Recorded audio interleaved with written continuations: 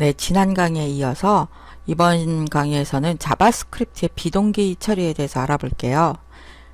비동기 처리가 자바스크립트에서 아주 중요한 개념인데 아직도 이게 좀 헷갈려 하시는 분들이 있더라고요. 이제 간단하게 한번 설명을 해보겠습니다. 이렇게 세 개의 함수가 있다라고 한번 생각을 해볼게요. 디스플레이 A는 콘솔창에 A 표시하는 거고요. 이런 식으로 세 개의 함수가 있습니다. 그리고 세 개의 함수를 실행을 시켰어요. 자, 실행을 시키면 어떤 결과가 나올지 예상이 되시죠? A 표시되고 B, C 순서대로 표시가 될 거예요. node sync.js 실행을 해보겠습니다. A, B, C가 표시가 돼요. 근데 만일 두 번째 디스플레이 B라는 함수에서 약간 시간 지연이 생긴다. 시간이 좀 오래 걸리는 작업을 한다라고 가정을 해보겠습니다. 자바스크립트에는 타이머 함수라고 해서 지정한 시간 이후에 실행되도록 하는 함수가 있거든요. 그거를 이용을 해서 한번 바꿔볼게요.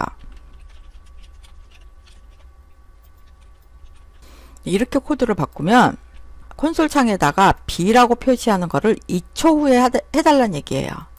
디스플레이 A와 디스플레이 C는 바로 그냥 콘솔 창에다가 글자를 표시를 하지만 디스플레이 B는 2초 후에 표시를 하는 거예요.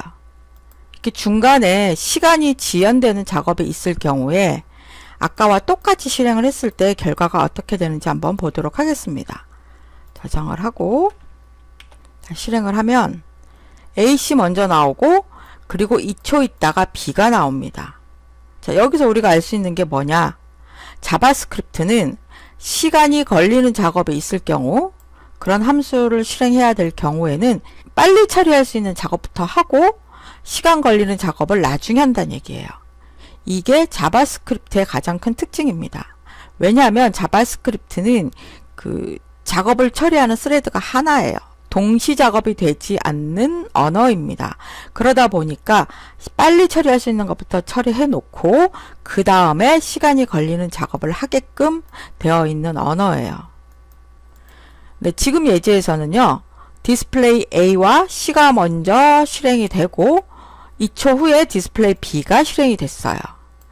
하지만 우리가 코딩을 하다 보면 웹 개발에서는 종종 시간 지연들이 일어납니다. 서버에서 데이터를 가져오고 난 후에야 뭐 화면에 보여준다거나 이랬을 경우에 서버에서 가져오는 시간이 더 오래 걸린다. 그러면 무조건 화면에다 내용 표시한 함수를 실행하려고 하겠죠. 자바스크립트는 기본 특성이기 때문에. 그래서 그랬을 경우에 가져오고 난 다음에 그 작업 다음에 표시하는 작업을 해라 라고 코딩해 주는 게 비동기 처리입니다. 그러니까 함수들이 서로 어떤 순서로 연결되어야 할지를 지정해 주는 거예요. 그것을 간단하게 여기 예제에서 한번 살펴볼게요. 디스플레이 B가 2초가 걸리는 건 알겠어. 근데 그 2초 지난 후에 C를 실행을 해줘 라고 만들어 보려고 해요. 그럴 때 가장 많이 사용하는 방법이 뭐냐면 콜백 함수라는 겁니다. 디스플레이 B 다음에 그게 끝나면 디스플레이 C를 해 라고 요 함수 안에다가 연결해서 표시할 함수를 지정을 해주는 거죠.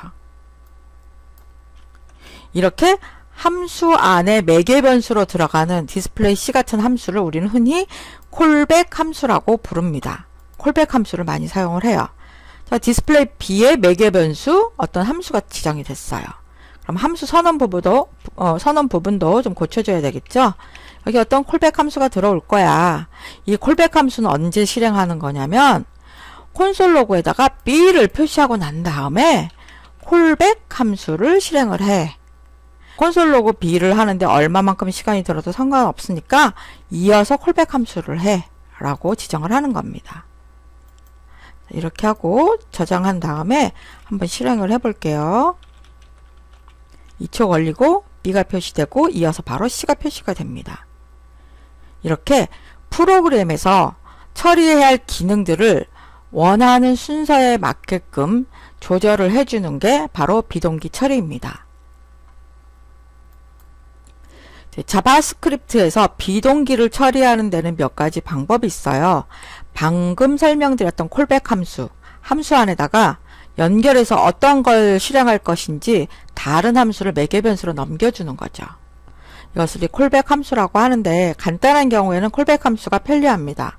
근데 콜백 함수 안에 계속 반복적으로 여러 개 함수가 들어가다 보면 코드가 무지 난이해져요. 읽기가 어려워집니다. 그래서 새로 나온 방법이 promise라고 하는 방법입니다. 이거는 이제 ES6 이후에 나왔고요. promise는 성공했을 때 실행할 함수, 실패했을 때 실행할 함수가 미리 약속되어 있어요. 그다음에 async하고 await라는 키워드를 사용할 수도 있어요. async라는 키워드와 await라는 키워드를 이용을 해서 얘 다음에 이어서 뭐뭐뭐뭐를 해 라고 지정할 수 있습니다.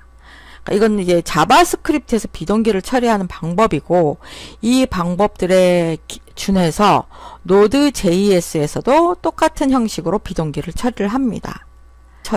Node.js에서의 비동기 처리 방법은 뒤에서 다시 설명을 드리도록 할게요.